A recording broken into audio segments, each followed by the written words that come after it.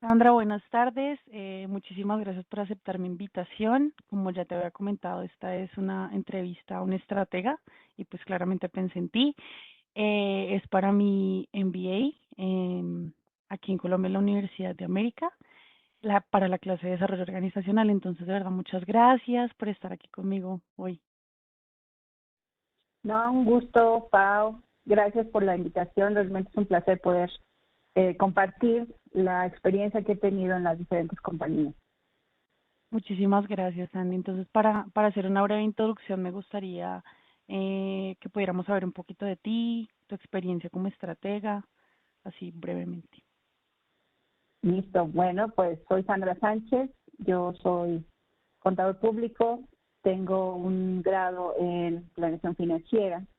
Y la verdad, en los últimos 15 años me he desarrollado en funciones de finanzas en multinacionales, principalmente en mercados asiáticos, Latinoamérica y hoy en día en US. Realmente he tenido la experiencia de trabajar con diferentes equipos multiculturales, en diferentes estrategias de negocios, en diferentes estrategias, no solamente de recursos humanos estructurales, sino también de financieras y de negocio. Súper, súper. Muchísimas gracias, Andy. Para empezar, la primera, pues, digamos, pregunta que me gustaría hacerte es, yo sé que la pandemia nos trajo muchísimos cambios, muchísimas cosas, digamos, nuevas a nuestra vida. Pero tú, ¿qué estrategia crees que debe tener la compañía para acercar nuevamente a los colaboradores a la presencialidad o a esa cohesión de equipos, si no puede ser presencial, a esa cohesión de equipos virtual? Mira, yo creo que esto nos está cambiando. Estos últimos 2 años nos enseñó que debemos estar listos para el cambio. Y el reto principal que se han enfrentado las compañías es poder generar ese sentido de pertenencia a los miembros del equipo. Hoy en día es quizá un poco más difícil y ese es el reto porque estamos trabajando de manera virtual la mayoría. Sin embargo, las compañías debemos de desarrollar diferentes estrategias a través de plataformas, a través de sesiones, ya sean virtuales y si es posible presenciales, para realmente transmitir la visión al miembro del equipo y que ellos se sientan parte de. Creo que lo más importante del trabajo remoto, lo que estamos haciendo es que el miembro del equipo se sienta parte del equipo, ¿no? Entonces, al estar lejos, inclusive cuando estamos en nuestra sesión de trabajo en casa, que no tenemos un compañero, que no tenemos quizá una persona con quien platicar, el poder desarrollar sesiones de inclusión de los miembros, creo que es el reto que tenemos las compañías y creo que existen diferentes programas hoy en día que pueden ayudarnos para poder tener esa adherencia de los miembros a la visión de la compañía y que tengan este sentido de pertenencia. Súper. Sí, totalmente de acuerdo contigo. Creo que es el mayor reto, hacer sentir a alguien de parte de un equipo de en la distancia, hacer sentir parte a alguien de un equipo sin equipo, porque no hay como esa, Exactamente. prácticamente, ¿no? Sí, es totalmente de acuerdo contigo. Muchas gracias, Andy. Y lo siguiente que me gustaría preguntarte es, siempre estamos compuestos por dilemas éticos en los entornos laborales que enfrentamos cada uno de los trabajadores en el interior del proceso, una pequeña decisión que tú tienes que tomar, que no puedes llamar a tu jefe, que tienes que tomar tú inmediatamente. ¿Qué estrategias debe diseñar una compañía para orientar a que estas decisiones promuevan el comportamiento ético de los colaboradores? Mira, yo creo que lo principal es la capacitación a los empleados, pero esta capacitación no se va a ver, digamos, retribuida o no va a generar frutos como tal, si no se crea o se genera una cultura de ética en la compañía. Esto yo creo que para mí esto ha sido muy importante y a lo largo de mis años de experiencia creo que ha sido un pilar para mí el poder crear en los grupos de equipo, en los equipos de trabajo, una cultura de ética. Cuando las compañías reclutan los talentos, los reclutan normalmente porque ven a través de ellos, pues, la experiencia técnica, ¿no? Las aptitudes y actitudes.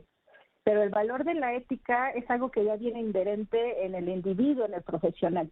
Entonces, lo que tenemos que hacer como compañías es potencializar esa ética a través de capacitaciones, a través de información, y justamente crear la cultura de la ética, donde el miembro del equipo, cuando se enfrenta a estos dilemas, sepa qué responder sin dudarlo, sepa hacer lo correcto sin dudarlo. Entonces, yo creo que eso es el gran reto, de poder generar, quizá empezando por pequeños grupos, por áreas, generar esta cultura. Y esta cultura es un día a día y debe generarse o debe producirse de manera, yo le llamaría de manera orgánica o natural, no sobrepuesta, sino que cada miembro del equipo se sienta con libertad de tomar la decisión correcta porque ya sabe lo que tiene que hacer. De acuerdo. No, y está muy ligado también a lo que nos decías anteriormente y es el sentido de pertenencia, ¿no? Ese impacto, cómo puede impactar la compañía en una persona, en un colaborador, para que simplemente se sienta parte y si se siente parte, pues está llevado a esa cultura de ética que hacer las cosas pues correctamente. Sí, es verdad, muchísimas gracias. Y bueno, aquí entramos a otro tema que es completamente vanguardista, que es la diversidad, y que tú sabes que es un tema que las multinacionales y las compañías globales han, digamos que abarcado de una manera muy importante, pero a pesar de eso hay personas que resisten, hay personas que no aceptan, no reconocen la diversidad, bueno, lo que sea. ¿Qué estrategia crees que deberían usar las compañías para, digamos, volver a esas personas, convertir a esas personas en resistentes, en aliados a la diversidad? Mira, yo creo que ahorita lo que me comentas, justo es, nos estamos enfrentando a muchos cambios globales. Este tipo de compañías multinacionales precisamente son multinacionales y multiculturales. Es decir, no nos vamos a poder estancar solamente a una, digamos, a un nicho, ¿no? De personal, sino que realmente tenemos que estar abiertos, sobre todo a reconocer el talento de la persona. ¿Por qué? Porque tenemos que ver más allá. Muchos de las compañías establecen, inclusive como normas, ¿no? El poder respetar al individuo, eso es lo principal, el respeto al individuo, pero poder reconocer sobre eso, sobre el respeto al individuo, los talentos, los aportes que puede hacer cada persona, las ideas que puede proporcionar. Es decir, ver más allá a solamente, digamos, no sé si llamarlo etiquetar, ¿no? A través, no sé, de la creencia, no solamente la creencia, la ideología, la raza, etnia, diferentes tipos hablamos aquí de diversidad de muchas cosas, ¿no? Entonces, creo que las compañías en el reto que tienen es justamente que estamos trabajando en crear una cultura dentro de una cultura. ¿Por qué? Porque puede ser una cultura dentro del país que esté muy bloqueada para abrirse a otras cosas o al respeto a otras personas, pero dentro de las compañías tenemos que crear una cultura abierta, una cultura donde las personas se sientan valoradas, no solamente por lo que creen o por lo que piensan, sino por lo que están aportando en las compañías.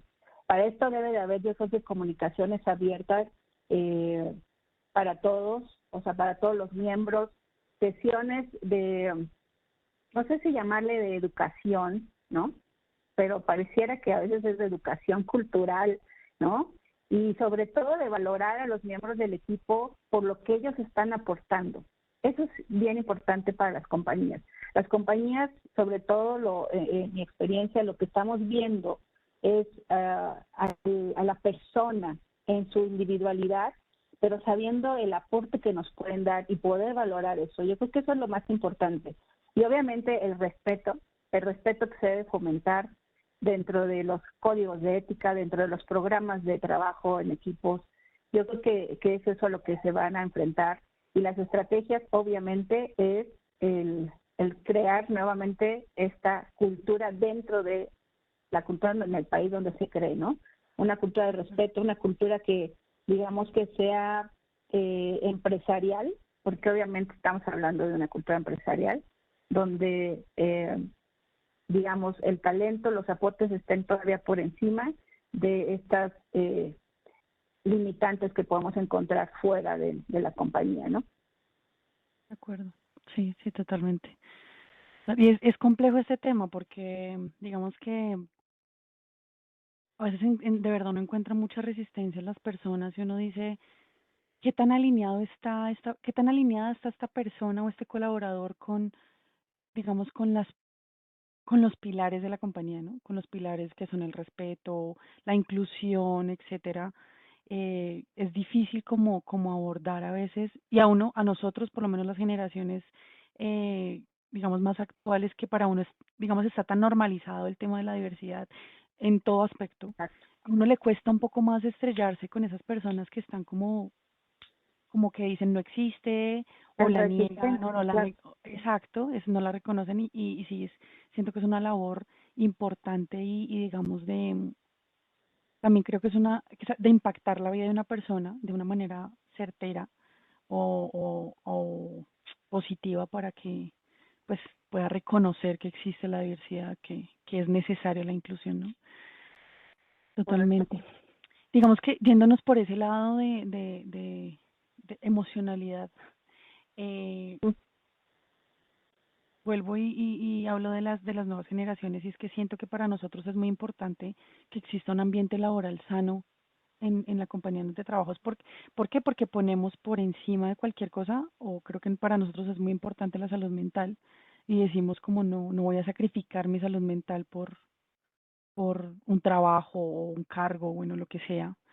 Y, y siento que las compañías también tienen un reto en este momento y en ese punto y es de ¿cómo hago yo para fomentar o qué herramientas puedo utilizar una estratega o qué estrategia puede utilizar la compañía para convertir y fomentar el ambiente sano para estas nuevas generaciones? Yo creo que aquí algo importante y me ha tocado justo también en mi experiencia en los equipos de trabajo con los que he tenido, es poder generar ese ambiente sano. Va a depender mucho y creo que la influencia más importante va a ser del líder, de la cabeza del área, ¿no? La cabeza de la compañía, del equipo de trabajo, puede venir desde el presidente de las compañías hacia abajo.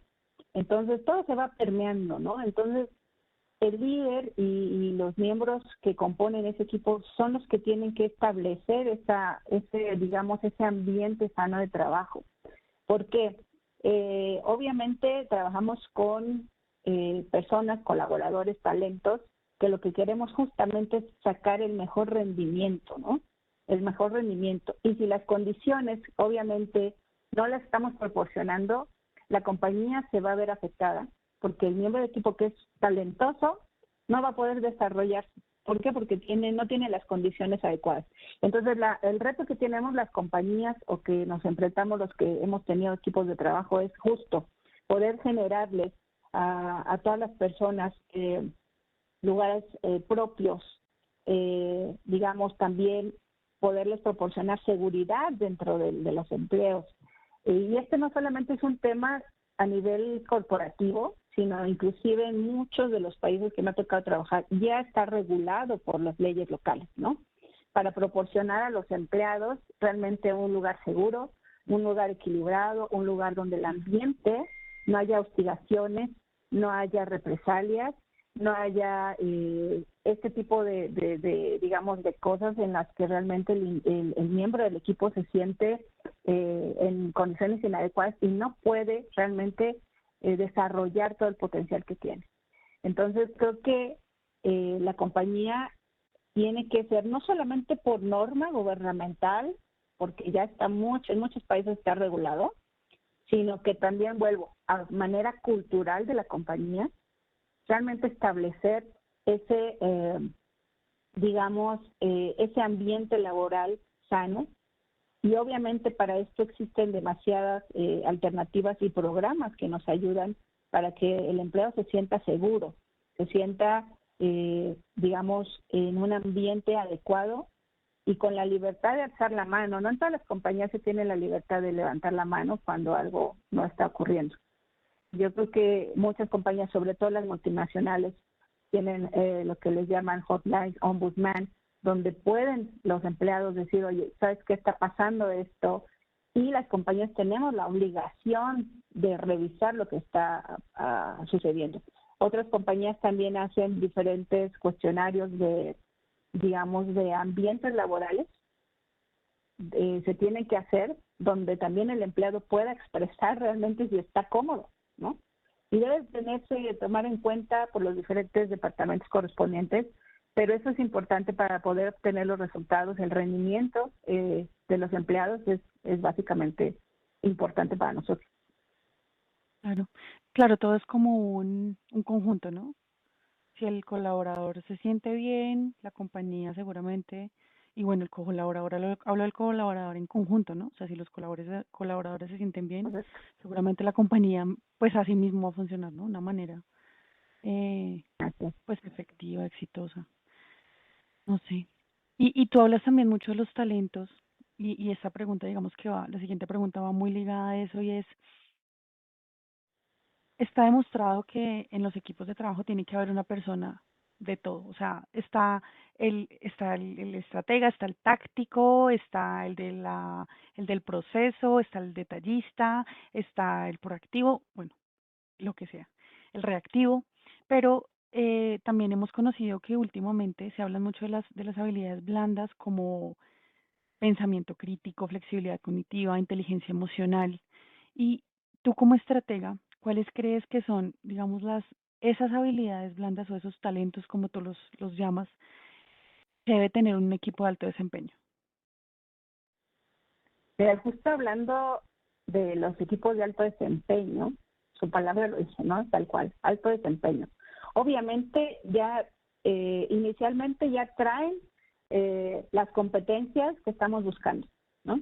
Las competencias profesionales, seguramente de aptitudes, pero para mí algo que es, yo creo que muy importante para lograr que sea realmente de alto desempeño es que los miembros de este equipo tengan visión, tengan visión, tengan también adaptación al cambio. Hoy en día no podemos hablar de esto porque la adaptación al cambio debe ser algo importante y para mí hay una palabra que yo la separo en dos, lo aprendí así, la responsabilidad, responsabilidad.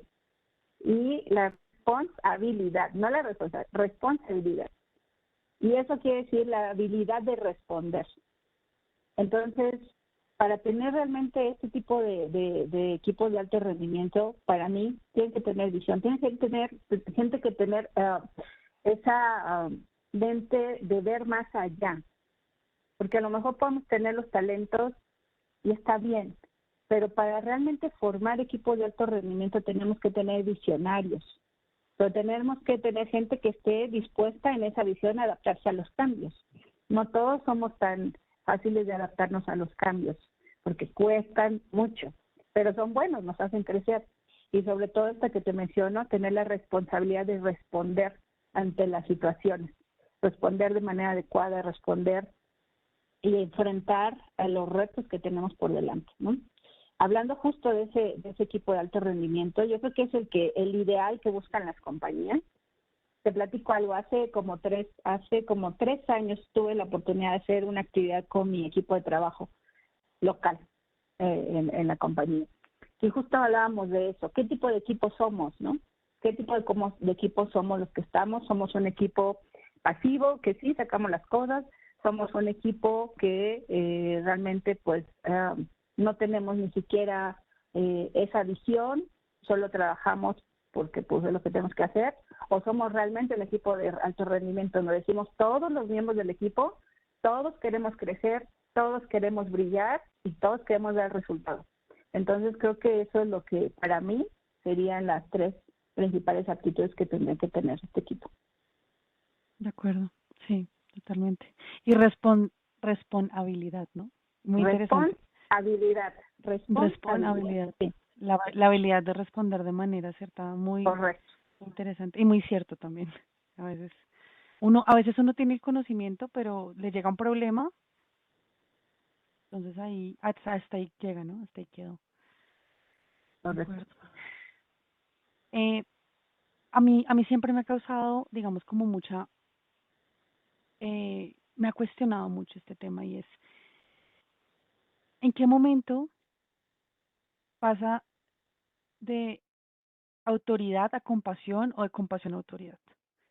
¿Cuál crees tú que es la clave del equilibrio entre esas dos palabras, que son palabras muy bonitas, pero que se pueden llevar?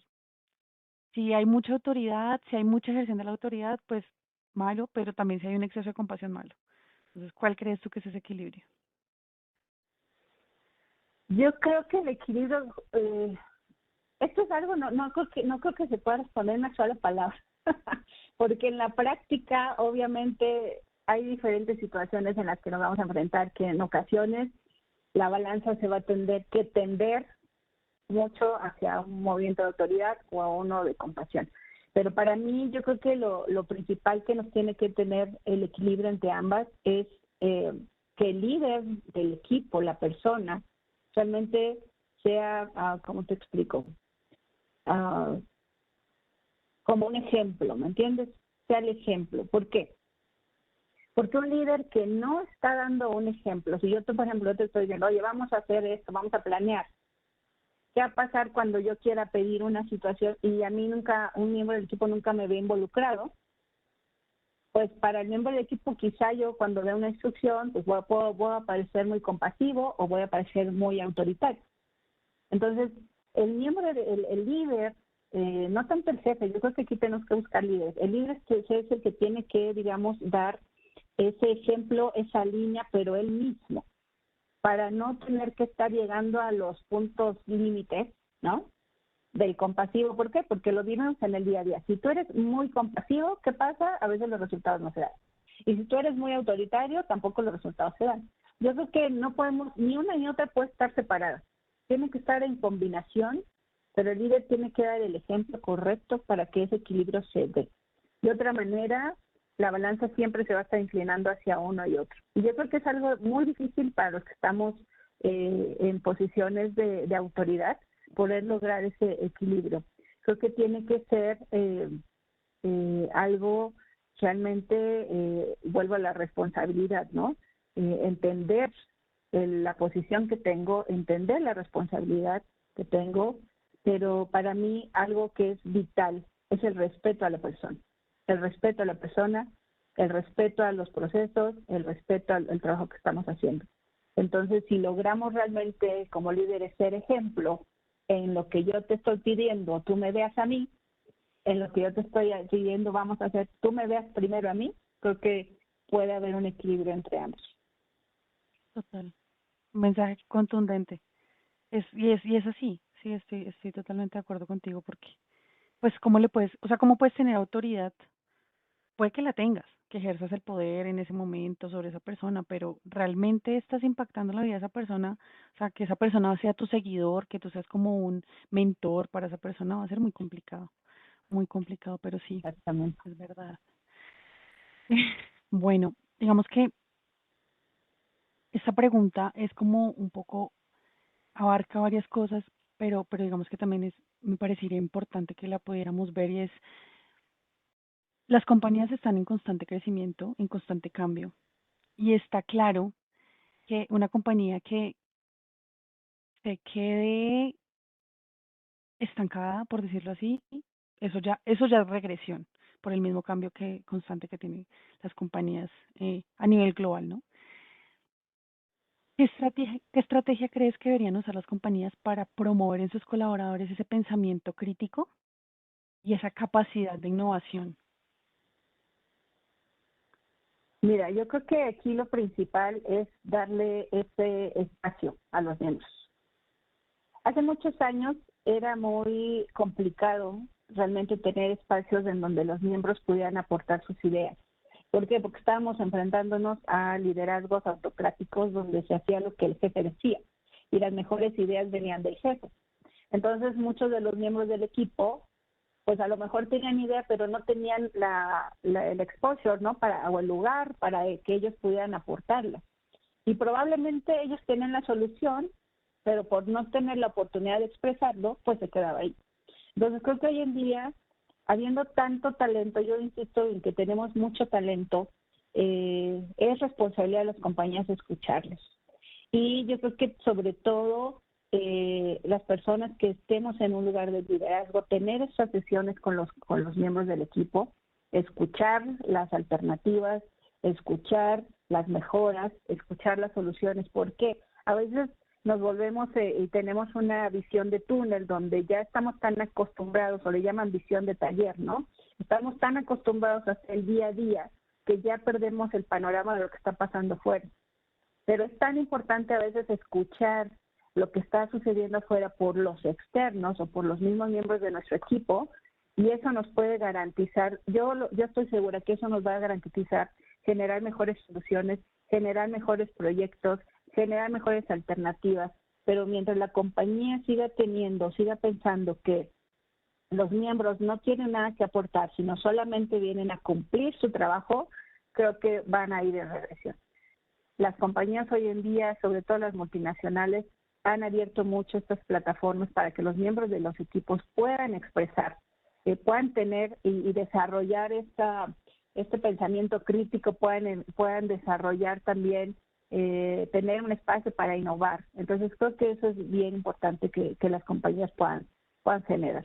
Y no solo las multinacionales, creo que las compañías nacionales, eso yo creo que es lo que tiene un choque, ¿no? Un choque más complicado, pero se debe de hacer. De acuerdo, sí, total. No, y lo que tú dices, en las compañías, esa es la diferencia, ¿no? Por eso una compañía nacional se queda en nacional y una multinacional pues se convierte en multinacional, ¿no? Porque existe esa cultura de innovación, existe esa cultura de qué ideas está, o sea, el mejoramiento continuo, ¿no? Totalmente cierto. Uno de los aspectos del liderazgo también más complicados, eh, que pues para mí en mi pensamiento personal es cómo hace o qué estrategias debe tener un líder o las cabezas de los equipos para generar esa motivación y sinergia dentro del equipo, generar esa motivación, que siempre estén como con esa buena actitud, con esa sinergia para trabajar. ¿Qué estrategias crees tú que debe tener un líder en ese aspecto? Yo creo que aquí es una continua, yo creo, no sé si monitoreo, pero comunicación con las cabezas de área. ¿Por qué? Porque ellos son los que van a detonar el comportamiento de un equipo. Entonces, realmente, vuelvo a esto, no deben de ser solamente jefaturas, ¿no? No deben de ser solamente el jefe. Estas personas se deben de convertir en líderes. Y el líder va mucho más allá de solamente dar instrucciones de trabajo. El líder tiene que tener, el líder en sí tiene que tener una automotivación y hacer que los equipos, los miembros de su equipo se automotiven ellos solos. Es decir, no necesitan tener, bueno, voy a hacer mi trabajo porque lo tengo que hacer y si me lo reconoce el jefe, estoy bien. No, sino que ellos en sí, por eso vuelvo también al tema de la visión. Si son equipos de alto rendimiento donde podamos decir los miembros tienen una visión de crecimiento, tienen una visión de ir adelante, el líder va a poder hacer y trabajar con esa automotivación para hacer más, ¿no? Entonces creo que aquí estas personas o estas cabezas de área deben de ser influencia, obviamente en la buena manera, porque también tenemos influencia de mala forma, pero deben de ser ellos realmente una influencia para los miembros del equipo. Y las compañías, yo creo que hoy en día no están invirtiendo, esa es la realidad, no están invirtiendo tanto en medir a sus cabezas como líderes, ¿no? Realmente creo que es algo que todavía se tiene que desarrollar más, se tiene que trabajar más, porque realmente, como repito, ellos son los detonadores de un buen rendimiento del equipo. Entonces, el jefe tiene que ser la persona que realmente pueda liderar, que pueda tomar decisiones correctas, pero que vaya, no solo, que vaya con su equipo, ¿no? Y eso es algo que yo creo que muchos de los equipos se quejan, ¿no? Que brilla el jefe, pero no brilla el equipo. Y tenemos que cambiar esto. Tiene que brillar todos tienen que brillar en el trabajo. Entonces, pero eso es vuelvo a decir, es una cultura, ¿no? Y tiene mucho que ver de líder. Total, total, total. Y digamos que hablabas ahorita de los líderes tienen que ser capaces de tomar decisiones y aquí hablo más de un nivel no tan, digamos, medio, por decirlo así, de un liderazgo medio, sino un liderazgo más alto, que es donde realmente se toman las decisiones que impactan de una u otra manera a los colaboradores de una compañía. Sí, claro. ¿Qué, qué estrategias crees que deben usar las empresas para que esas decisiones que se toman arriba gerencialmente eh, tengan un impacto de manera positiva en los trabajadores? Mira, eso es algo bien complicado. ¿Por qué? Porque hay decisiones que se toman a nivel, vamos a decir, muy arriba, ¿no? Eh, las personas que están tomando las decisiones pocas veces tienen la sensibilidad de lo que está pasando abajo. Entonces, ¿qué pasa? Estas decisiones que se tomen, obviamente deben de ser decisiones planificadas, deben de ser comunicadas de una manera asertiva y honesta, porque lo que muchos se quejan los colaboradores cuando hay este tipo de estrategias o cambios es la falta de comunicación. O la comunicación a medias o la comunicación que no es clara y lo que causa es incertidumbre, y la incertidumbre pues va a causar errores y esos errores nos va a causar costos, ¿no? Entonces yo creo que se tiene que ir permeando de una manera adecuada la estrategia a los diferentes niveles hacia abajo. Pero finalmente creo que para los que van a ser los afectados directos, sí tiene que haber una comunicación clara. Lo pasé y te lo puedo decir en experiencias, ¿no? Eh, por falta de planeación, una estrategia se generó, pero por falta de planeación y una buena comunicación, perdimos recursos valiosos, perdimos información valiosa porque la comunicación no fue la correcta. Si la comunicación hubiera sido honesta, clara, creo que hubiera sido mejor. Sé que hay muchos detalles que no podemos compartir en estas estrategias porque a veces son estrategias bastante confidenciales o dependiendo lo que sea. Pero si entre más, yo creo que entre más claros seamos, entre más honestos, los miembros del equipo nos van a responder. ¿Por qué? Porque no van a tener esta incertidumbre de qué va a pasar, ¿no? Y vamos a generar confianza también. Entonces yo creo que eso es lo que tenemos que trabajar.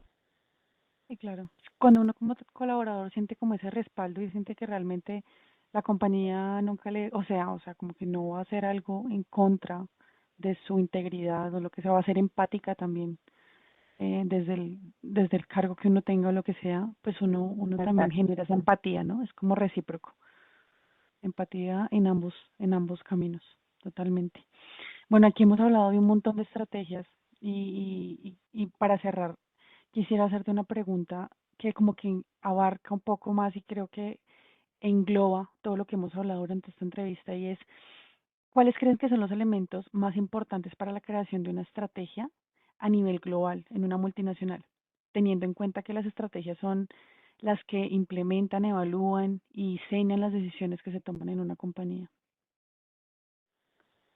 Aquí, bueno, estamos generalizando mucho, pero hablamos de diferentes estrategias y de diferentes, de lo que lleva, ¿no? Pueden ser estrategias estructurales por departamento financieras, pero todas ellas yo creo que tienen que partir, obviamente, primeramente sobre una medición de riesgo, un entendimiento del ambiente o el environment al que se va a afectar o al que se va a ir o dirigir la estrategia. Creo que esos son los dos principales, eh, digamos, para mí pilares en una estrategia global. ¿Por qué? ¿Por qué primero la medición de riesgo?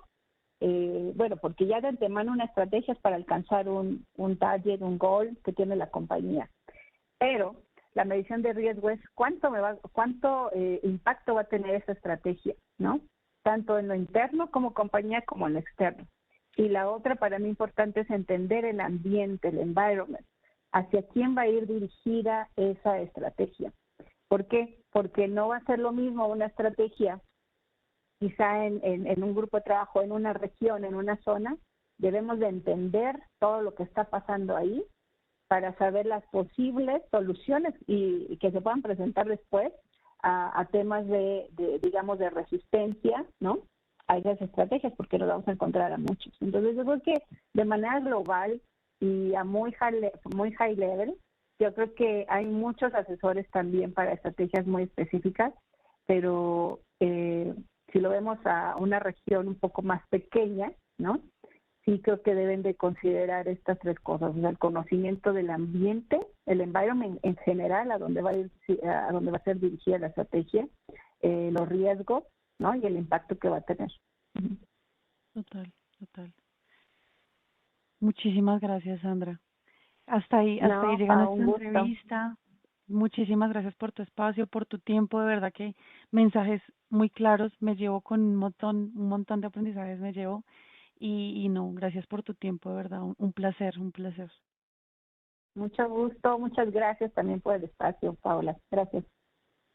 Muchas gracias, Sandy, que estés muy bien y feliz tarde. Gracias, Pau. Igualmente. Saludos.